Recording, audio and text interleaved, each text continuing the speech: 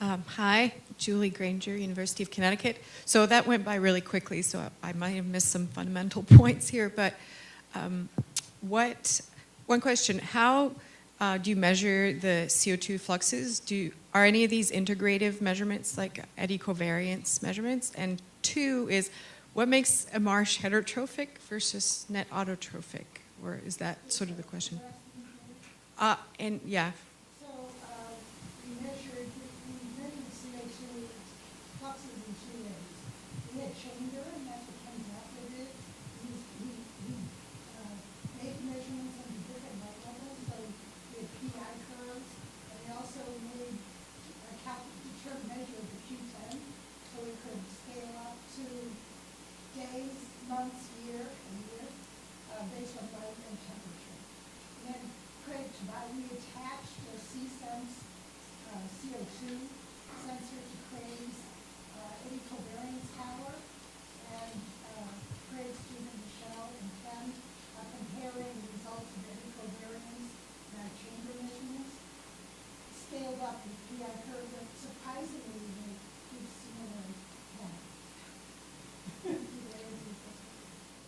Oh yeah, and what makes a marsh net autotrophic versus net heterotrophic, or is that the big question? It's based out of metabolism, and so a net autotrophic marsh takes up more CO2 than it releases, and vice versa.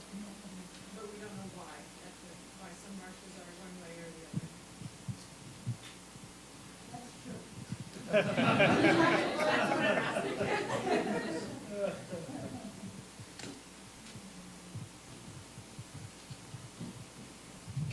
Hi, was great talks. Alice, Iris, another question is, can it be due to differences in elevation, or if you talk per Don Cahoon, what's the elevational capital of those marshes? Can that be driving that net heterotrophic response? So you show sites that they're actually the same elevation, but the tidal range at one of the creeks is twice as high as the other.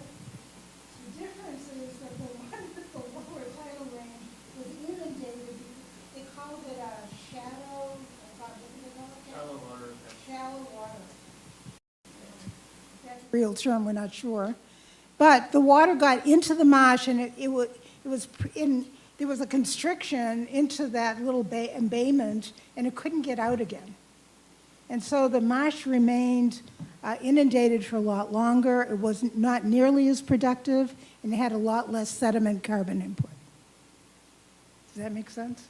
Those were the explanations we came up with. Any more questions?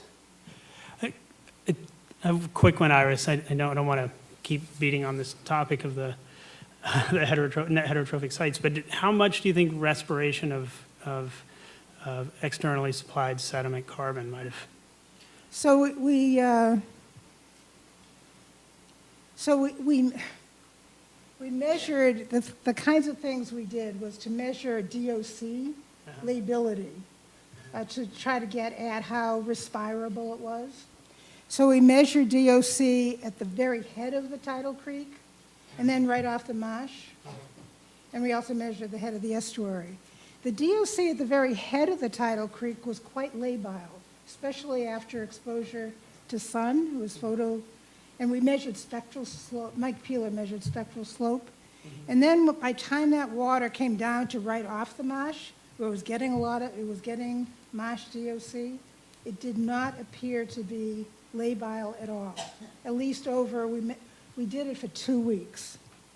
And then we also we actually put chambers on the marshes that flooded to try to get and measured fluxes, and that, again, we were hoping we'd see a lot of DIC.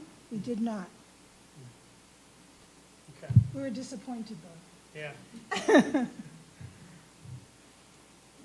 Hi, Nathan McTighe again with NOAA. I have a question for Megan. In your high marsh that's losing elevation, is it due to sediment starvation? Is it that the biomass can't accumulate fast enough? And regardless of that answer, would you predict a succession to low marsh vegetation there? Yeah, so this entire marsh site is very low mineral sediment input.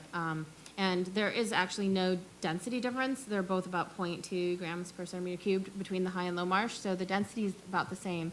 And so what we think is that it's essentially maxed out at the productivity and respiration preservation rate. And so the high marshes, and we've seen this in its response, as sea level's risen, it hasn't been able to increase its response or its productivity. And so we predict, and what has been seen across all of New England, is that there's succession happening with the high marsh species disappearing and low marsh species taking over.